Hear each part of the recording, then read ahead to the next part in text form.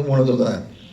करी जनतेची आद्य गणमाता निवृत्ती तथागत गौतम बुद्ध, महात्मा फुलेंनी ज्यांना जहामृत म्हटलं ते मोहम्मद पैगंबर येशू ख्रिस्त, देशाला समतेची परंपरा देणाऱ्या वारकरी संप्रदायाचं प्रतीक Shri Vitthal, Chhatrapati Shivaji Maharaj, Ahilyabai Holkar, Mahatma Jyotirao Phule, Savitribai Phule, Karl Marx, Rajarshi Chhatrapati Shahu Maharaj, doctor Babasaheb Ambedkar, Karmaveer Bhaurao Patil, Krantisinh Nana Patil, Lokshahir comrade Annabhau Sathe आणि या देशाच्या स्वातंत्र्यासाठी ज्यांनी आपलं रक्त सांडलं, त्याचबरोबर स्वातंत्र्य मिळाल्यानंतर संयुक्त महाराष्ट्राच्या चळवळीमध्ये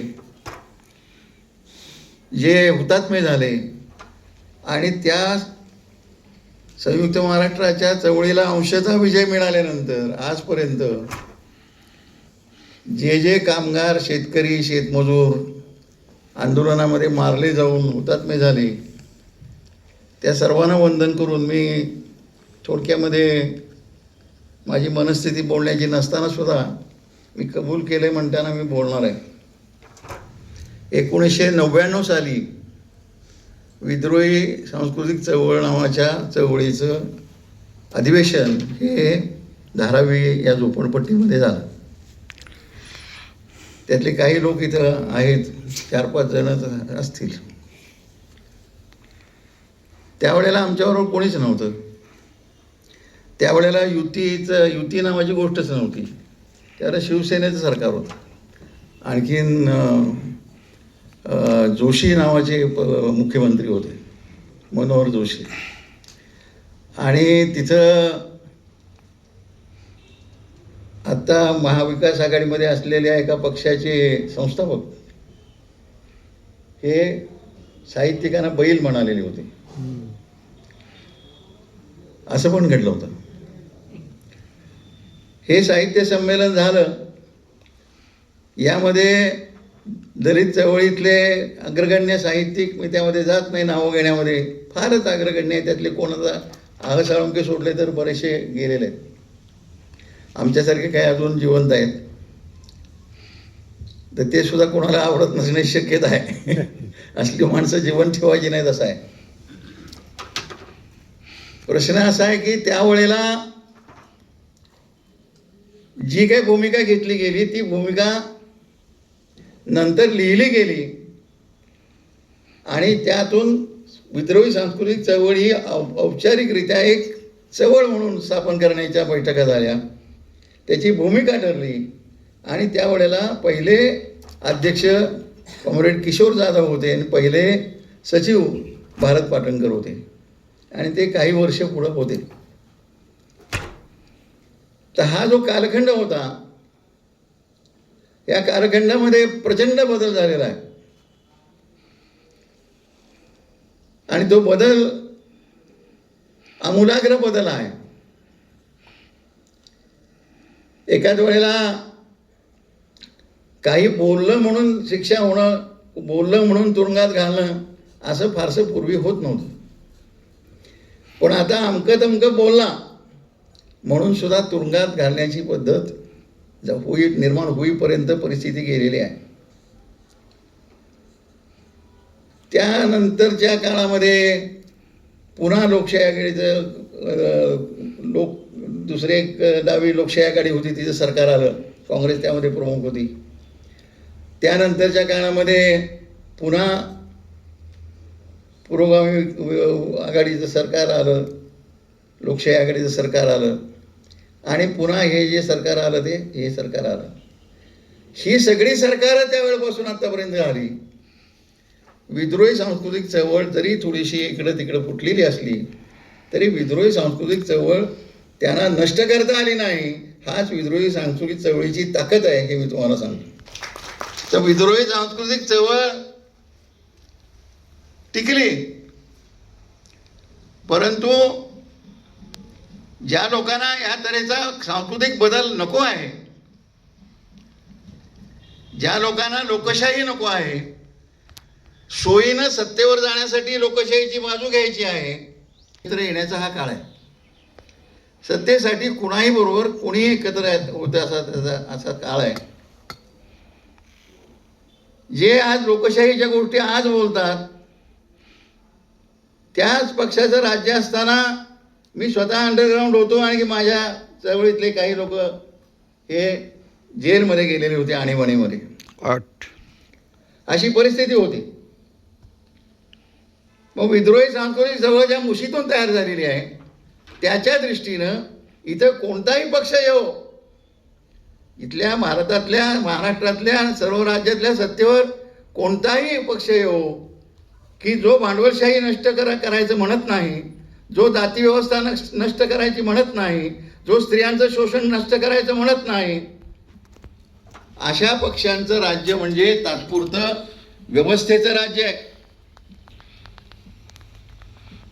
विद्रोही सांस्कृतिक संघर्ष चळवळीची लढाई ही सांस्कृतिक क्षेत्रामध्ये या सगळ्यांची जी सत्ता निर्माण झालेली आहे, ब्राह्मण्यवादाची सत्ता आहे, आंतरराष्ट्रीय भांडवलवादाची सत्ता आहे, या ठिकाणी जातीव्यवस्थेची सत्ता आहे, जातीव्यवस्थेची उतरंडीची सत्ता आहे. ही सत्ता केवळ दलितांची बाजू घेऊन चार गोष्टी केल्या म्हणून जात नाही, दलितांना चार सवलती दिल्या म्हणून जात नाही, स्त्रियांच्या बाजूने 10 कायदे केले म्हणून जात नाही. जोपर्यंत त्यांची गुलामगिरी नष्ट होत नाही, स्त्रिया या पुरुषांच्या पेक्षा दुय्यम आहेत. ब्राह्मणांच्या पेक्षा मराठे दुय्यम आहेत, मराठ्यांच्या पेक्षा माळी दुय्यम आहेत, माळ्यांच्या पेक्षा धनगर दुय्यम आहेत, त्याच्यापेक्षा सुतार लोहार कुंभार अमके तमके दुय्यम आहेत. आणि त्याच्यापेक्षा सुद्धा खाली गेलं तर आणखीन बौद्ध आमच्या गावात, कुठल्याही गावात, मी जातीयांताच्या चळवळीत काम करणारा माणूस आहे. मग इकडं कुठं निघालाय म्हणलं तर माणसं मला विचारतात की मारवाडच निघाला का. आज हे बौद्ध समाजाच्या वस्तीला मारवाडा म्हटलं जातं. अशा तऱ्हेची परिस्थिती माझ्या स्वतःच्या सुद्धा गावात आहे, की जे गाव प्रतिसरकारच्या चळवळीमधलं गाव होतं, प्रतिसरकारचा अड्डा असलेलं गाव होतं. आणि माझ्या वडिलांनी त्या ठिकाणी मंदिर प्रवेश आणि सहभोजन आणि अशा तऱ्हेच्या हे करून अस्पृश्य निर्मूलनाच्या चळवळी केलेल्या होत्या आणि ब्रिटिशांनी नगावरता केलेल्या होत्या. अशा काळामध्ये, अशा गावांच्यामध्ये सुद्धा आज पुन्हा एकदा ती सत्ता त्याच तऱ्हेनं जातीची उतरंड शिल्लक आहे. आणि अशा काळामध्ये माध्यमांच्या मधलं काम असू दे, काय असू दे, अशा काळामध्ये आपल्याला काम करायला लागणार आहे. उद्या मगाशी कोणतरी म्हणलं की इथं पोलीस खात्याचे कोण प्रतिनिधी आलेले आहेत. उद्या इथं आणीबाणीसारखं दुसरं फाणीबाणी काही येणार नाही असं काही सांगता येत नाही. आम्ही ज्या वेळेला आणीबाणी आली, डिक्लेअर झाली, हुडकायला लागलो तर आमच्या मागोवा ग्रुपची जुनी माणसं घावेनात म्हणजे लपून बसलेली होती की नको जर यांची गाठ घ्यायला, यांची गाठ घेतली की मी पण तुरुंगात जाईन, असं झालेलं होतं. त्यामुळे आपल्यापैकी असं झालं तर आपल्यापैकी किती राहतील आमच्यासारख्यांच्या बरोबर, याचा विचार विद्रोही सांस्कृतिक चळवळीच्या तरुणांनी केला पाहिजे. त्यांचं भविष्य जास्त आहे याच्याशी बांधलेलं. त्या विद्रोह जो आहे, हा विद्रोह शोषणमुक्त समाजाची संस्कृती निर्माण करणारा विद्रोह आहे. हा विद्रोह शोषणमुक्त समाजामधली नवी नाती निर्माण करण्याचा, शोषणमुक्त नाती निर्माण करण्याचा संबंध आहे. त्याचे सण कसे असतील, त्याचे उत्सव कसे असतील, त्याचे कार्यक्रम कसे असतील, त्याचे नातेसंबंधातली लग्नांच्या पद्धती कशा असतील, त्यामध्ये कसल्या मंगलाष्टका म्हणल्या जातील का, काय केलं जाईल, असा नवा संस्कृतीचा निर्मिती ही करण्याची प्रक्रिया करणारी ही आपली चळवळ आहे. ह्या चळवळीला खाली आणता कामा नये. त्याचं ध्येय हे तात्पुरतं ध्येय ठेवावे लागतात, हे बरोबर आहे. तात्पुरती ध्येय जरूर ठेवावे लागतात लढाईमध्ये, परंतु त्या ध्येयाला विसरून जाण्याच्या पद्धतीने जर तात्पुरती ध्येय प्रमुख बनली तर आपल्याला ते धोक्याचं आहे. आणि हा धोका या वेळेला सगळ्यात जास्त आहे. ती आणीबाणी फार परवडली, पण आत्ता ज्या तऱ्हेची आणीबाणी येऊ शकणार आहे किंवा अर्धी आलेली आहे, या परिस्थितीमध्ये आपल्याला वेगळ्या पद्धतीनं विचार करावा लागणार आहे. आणि तो विचार करण्याच्या बाबतीमध्ये आपण जे पायाभूत गोष्ट आहे ते फुले शाहू आंबेडकरांचा विचार आहे, मार्क्सचा विचार आहे, ग्रामशीचा विचार आहे. हा जो आंतरराष्ट्रीय पातळीवरचा विचार आहे, ही पर्यायी संस्कृतीचा विचार आहे, असा जो विचार आहे, जो पर्यायी नातेसंबंधांचा विचार आहे. आणि यामध्ये आपल्या आजच्या दिवसभराच्या आणि कालच्या चर्चेमध्ये मी 5-6 मिनटं जास्त घेतलेली आहेत, अजून 1-3 मिनटात संपवतो. तर त्यामध्ये मला वाटतं की हे प्रसार माध्यमांची चर्चा जी झाली, आय मीन काय म्हणता येईल म्हणायचं त्याला, सोशल मीडियाची चर्चा झाली, त्याला काहीतरी दुसरं म्हणता येणार तुम्ही, नवमाध्यम. हां, नवसमाज माध्यम. नवसमाज माध्यम, नवसमाज माध्यम तसंच जुनं समाज माध्यम पण आहे. नवसमाज माध्यम हे तुम्ही बोलताय ते या मोबाईलमध्ये, मोबाईल तिकडे ठरायला त्या मोबाईलमध्ये किंवा कॉम्प्युटरमध्ये आतमध्ये आहे. आणि आपली डोकी दुसऱ्यांना ज्यांच्यासाठी आहे ते डोकं त्यात घालून बघणारे आहेत. पण माणसांच्या मधली माती कॉम्प्युटरच्या थ्रू होत नाहीत. म्हणजे तिथं काही करायचं नाही किंवा ते महत्त्वाचं नाही असं बिलकुलच नाही. परंतु ती नाती ही फार एवढा भाग आहेत. गावागावामध्ये तुम्हाला सांस्कृतिक चळवळ करण्याचा काय तुम्ही करणार आहात हा प्रश्न कुठं आपण चर्चा केलेला आहे. सण संपत गेले, समतेवर आधारलेले सण जे आहे ते संपत गेले. इडापिडा डळो बळीचं राज्य हो, हे जे दसऱ्याला म्हणत होते हे दसऱ्याला म्हणायचं बंद झालं. आणि तिसरंच काहीतरी चालू झालं की ज्यामध्ये आता ब्राह्मण असल्याशिवाय, ब्राह्मण्यवाद असल्याशिवाय सण होतच नाही अशी परिस्थिती आहे. महात्मा फुलेंनी म्हणलं की ब्राह्मण ज्या वेळेला घराचा उंबरठा उलांडून सोनं लुटून घरात जायला लागतो त्यावेळेला त्याला ओवाळायला आलेली जी घरातली स्त्री असते तिच्या ताटामध्ये बळीराजाची कणकीची केलेली मूर्ती ठेवलेली असते. त्या कणकीच्या मूर्तीच्या पोटामध्ये दर्भाची म्हणजे गवताची काडी खुपसून तो आत येतो. आणि ज्या वेळेला बहुजन समाजातला माणूस आज घरात येतो दसऱ्याचं सोनं लुटून, त्यावेळेला त्याच्या घरातल्या स्त्रिया म्हणतात इडापिडा टाळो बळीचं राज्य हो. हा जो फरक सांगितला याची चर्चा आपण किती करणार आहोत. महात्मा फुलेंनी पर्यायी संस्कृतीच्या अनेक गोष्टी सांगितल्या त्या काळाला सजायच्या. त्या गोष्टी आत्ताच्या काळात म्हणजे समजा बिरोबाची यात्रा आहे, बिरोबाच्या यात्रेमध्ये जाऊन जातीवादाची भाषणं होतात. बिरोबाची यात्रा आपल्याच देवाची आहे ना यात्रा, तो देव नाहीच आहे, ते आमचा कुळस्वामी आहे. ज्योतिबा आमचा कुळस्वामी आहे, खंडोबा आमचा कुळस्वामी आहे, आमचे मूळ पुरुष मूळ स्त्री आहेत, अंबाबाईंची मूळ माता आहे. यांच्या उत्सवांच्यामध्ये म्हणजे हे मी म्हणतोय की समाज जे काही माध्यम आहे हे जसं बंदिस्त समाज माध्यम आहे हे तसं खुलं समाज माध्यम आहे. यामध्ये हस्तक्षेप करण्याची चर्चासुद्धा धनाजी गुरु वगैरे सगळ्यांना माहिती आहे, जुन्या लोकांना. खरं म्हणजे संभाजींना सुद्धा माहिती आहे की ही चर्चा पूर्वी झालेली आहे, आपल्या ठरावांच्या मध्ये आलेली आहे. परंतु हे आपण आता चर्चा केलेली नाही. माझा प्रस्ताव असा आहे की याच्यावर सुद्धा वेगळं अशा तऱ्हेचंच एक शिबिर होणं आवश्यक आहे. कारण हे काय तुम्ही मंडळी ज्या वयाची जास्त आहात त्या काळात तुम्हाला गणपती वेगळा बघायला मिळाला. पूर्वी आमच्या गावात गणपती बसतच नव्हते कुठल्या. हां, मातीचे गणपती गणोबा. हां, आणि पूर्वीच्या काळामध्ये त्या देव्या बसतात त्या तर नव्हत्या. त्या व्यापारासाठी म्हणून आल्या, तिकडचे राख्या खपाव्यात अमको व्हावं तमको व्हावं म्हणून आल्या. बाजारानं आणले. हां, बाजाराने म्हणजे त्यात आहे ना डोकं वापरलेलं आहे ना त्यांचं. ब्राह्मण बनिया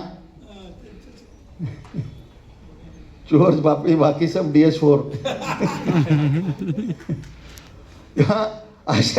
अशा तऱ्हेचं जे आहे की तिथं त्यांना.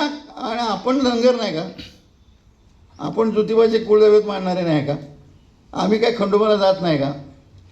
अरे खंडोबाला मानणं म्हणजे आकाशातला देव समजणं नाही आहे ना, ते कुणी सांगितलं आपल्याला. हां, तो आकाशातला इंद्र फिंद्र ते वेगळं आहे, ते प्रकरण वेगळं आहे, हे प्रकरण वेगळं आहे. ह्या प्रकरण वेगळं आहे याची चर्चा सुद्धा आता या तरुण पिढीमध्ये झालेली नाही. तर काय आहे हे देव नाहीत म्हणजे काय भारत पाटणकर म्हणायला लागला आहे. असं आता या सगळ्या पोरांना वाटत असणार आहे. आणि मग प्रश्न असा आहे की याची चर्चा करायची का नाही. हे एक मोठं समाज माध्यम आहे. सण हे मोठं समाज माध्यम आहे. स्त्रिया तर आता त्या सणाच्या मध्ये वेगळ्या पूर्वीच्यापेक्षा वेगळ्या पद्धतीनं आता तर त्यांच्यावर टी व्ही आणखीन माध्यमांचा जास्त प्रभाव आहे, कारण ते घरात जास्त ढकलल्या गेलेल्या आहेत. बहुजन समाजाच्या स्त्रिया रानावळात जात होत्या, त्याही आता पाणी बिणी आल्यानंतर घरात ढकलल्या गेलेल्या आहेत. अशा सगळ्या ह्याच्यामध्ये आणि कष्टकरी शेतमजुरांच्या स्त्रियासुद्धा ती काटवटीमध्ये हे करत असताना मळत असताना पीठ किंवा चपाती करत असताना ती तिकडे टी व्ही चालू असते, सिरियल बघते. हा, इथं असं चालू असते, असं चालू असते. आता माझ्या बहिणीचं बघतो, कोणाचं बघतो, तिकडे चालू असते काटवटीच थापायचं, पण तिकडं लक्ष असते. त्या लक्षामध्ये आपलं काय समाज माध्यमामध्ये ते एक समाज माध्यम आहे. पण त्याच्यापेक्षाही यात्रा ज्या आहेत आणि सण जे आहेत या बाबतीमध्ये आपण पर्यायाचा विचार केला होता. काही ठिकाणी तो राबवला सुद्धा होता. गणव्यवस्था दिवस मुंबईला आपण विद्रोहीच्या वतीनं 8 दिवस असा साजरा करत होतो काही वर्ष. अशा पद्धतीनं आपण जे केलं होतं ते पूर्ण खलास झालेलं आहे. ज्याची आज सगळ्यात जास्त गरज आहे. तिथं खरं म्हणजे इथं लागणार आहे, इथे जाणार आहे ते. आणि अशा पद्धतीनं आपण जर विचार केला तरच आपण वाचू शकणार आहोत असं मला स्वतःला वाटतं. याचा अर्थ आत्तापर्यंतचे आपण ठरवलं ते काही चुकीचं आहे वगैरे असं काही नाही आहे, कारण हे त्यात येईल ना. ते आपले पत्रकार जे बोलले टकले, ते काय म्हणाले ते आपल्या नंतरच्या चर्चेत यायला पाहिजे होतं. ते म्हणाले इकडं तुम्ही ते सगळं तयार करून ते प्रसारित करा, पण तिकडं त्यातून जे तुम्ही द्याल तिथं गावोगावी सभा द्यायला पाहिजे. त्यातून जे पॅकेज द्याल, त्यातून जे भाषणाचं मटेरियल द्याल, त्यातून गल्लीमध्ये गावागावामध्ये उत्स्फूर्तरित्या तरुणांनी सभा घेतल्या पाहिजेत आणि सभांच्या माध्यमातून ढवळून काढलं पाहिजे समाज, असं तेही म्हणाले. त्याचा विचार आपल्या नंतरच्या चर्चेमध्ये झाला नाही. तेव्हा मी आता थांबतो इथं आणि मी एवढंच हनुमंतरावांना सांगतो, तुमच्या म्हणजे ह्याच्या बाहेर जर बोलायचं झालं तर इथं बसलेल्यापैकी तुमच्या पक्षाचा आणि तुमच्या आघाडीचा मोठ्या सभांच्यामध्ये फार मोठ्या सभांच्यामध्ये प्रचार केलेला आणि बऱ्याच प्रचार केलेला मी एक प्राणी आहे. हां, पण तुम्ही स्वतःच्या पायावर धोंडे मारून घ्यायला फार एक्सपर्ट आहात. त्यामुळे ते इथं नको ते तिथं कुठंतरी करूया. तेव्हा मला असं म्हणायचं आहे की हे क्षेत्र जे आहे हे क्षेत्र ह्याच्या पलीकडचं क्षेत्र आहे, फार पलीकडचं आहे. माणसाच्या मानवतेला आत घालणारं माणूस राहणार की नाही, स्त्री पुरुष एकमेकांशी माणूस म्हणून वागणार की नाही. ट्रान्सचा प्रश्न तो पूर्वी नव्हता, आज तो ट्रान्सचा प्रश्न आलेला आहे. ट्रान्सची ही माणसं आहेत की नाहीत, अशा तऱ्हेचे जे प्रश्न तयार झालेले आहेत जगाच्या पातळीवर, या प्रश्नांच्या बाबतीमध्ये जर विचार केला तर हे क्षेत्र फार लांब पल्ल्याचं क्षेत्र आहे. आणि आपल्या ताबडतोबीच्या जीवनामध्ये सुद्धा आहे. मी उद्या कसा वागणार आहे, कुठं जाऊन माझी मैत्री कुठं होणार आहे, या सगळ्याशी संबंध येणार आहे. आणि त्या तऱ्हेने आपण विचार करूया. वेळ कमी असल्यामुळं माझी फुटपट्टी मी जरा बारकी लावली होती. धन्यवाद.